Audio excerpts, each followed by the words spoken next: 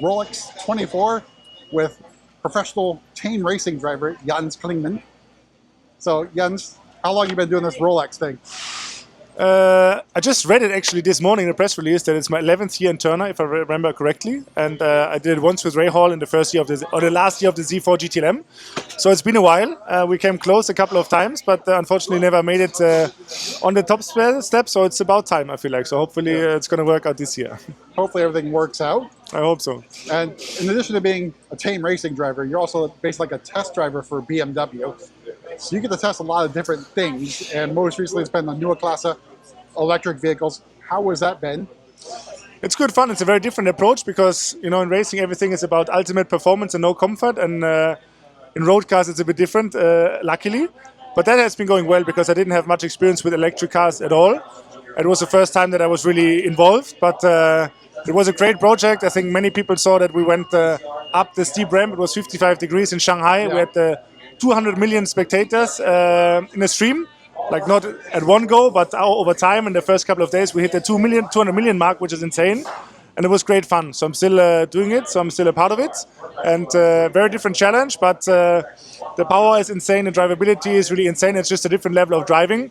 But personally, I always say I have two hearts beating in my chest because I'm obviously still a petrol head because of racing and all my activities as a racer. But I also fell in love with those cars because they have certain advantages over petrol or normal cars which we cannot have from a technological point of view. But it's a very interesting project, long story short. And would you personally ever get an electric vehicle? Or are you going to stick with the petrol? For now, I like the sound. I'm really a fan of sound and emotion, and those guys, they have emotions. I would use it for downtown. My wife had a Mini Cooper SE some years ago when we were just the two of us with our daughter. So I think I would run it downtown, but I think for longer distance travels, I would still be scared that maybe the charging station doesn't work, whatever. I think it's stepping up the game every year by year, but for now I'd rather have personally, or maybe in hybrid. I have an M5 Touring. It's my second M5 Touring that I have as a company car, and that I'm a big fan of because you have a normal engine which gives the power. You also have the advantage of an electric engine, so I can run electric or both as a hybrid, and that actually for me is the best compromise for the moment. That's true. Yeah. Awesome. And then you also raced the M2 racing, which is being raced this year. Yeah. So you did the Nürburgring 24 and won in class. Yes. What are your impressions of the M2 racing? I was part of the M2 racing development from the very first get-go, which was November 2023, if I remember correctly. It's been a very good project because now we have everything in our portfolio. We have the LMDH as the pinnacle of the sport. We have a GT3 which can run all over the world, also like DTM, so also local championships. We have a GT4, and now we have the M2 as a customer racing, as an entry-level customer racing car, which is meant to be on a racetrack in the hands of a racing driver, but also just as a track tool. Right. And that was the main focus, to make the car as easy drivable as possible, to have low running costs, to make it affordable. I can't remember the exact number, but in euros, I think it's like 98,000 euros, which is comparable to the normal M2, but you get a proper race car.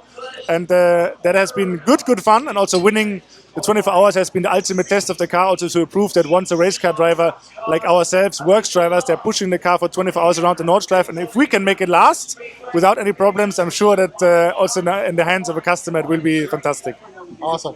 Let's talk about racetracks. So obviously you've been racing around the entire world.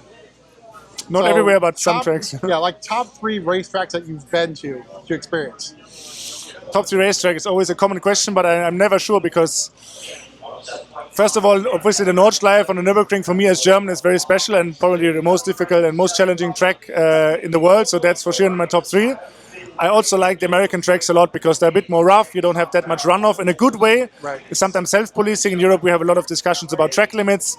And here, sometimes you just put 2 wheels off the track and it's self-policing because there's either a wall or gravel. So I'm a big fan of that because it's just less talking and less management from a driver's point of view. So I have to think about it. I actually really like Laguna because it's such a nice atmosphere. Laguna Seca is one of the top 3 as well.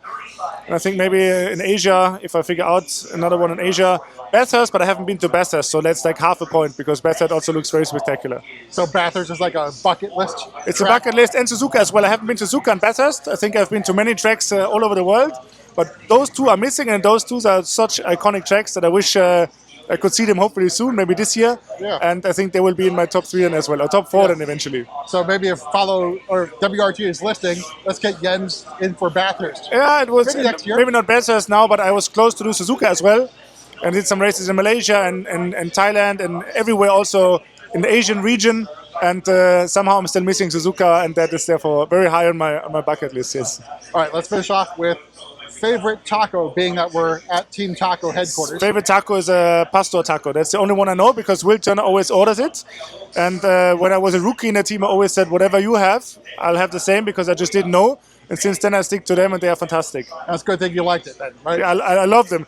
Unfortunately, in Germany, I don't really know a really good spot where they are similar to in the US. I think they're coming close here and there, but over here they still taste the best, especially after a win and hopefully on Sunday evening. Hopefully, yeah.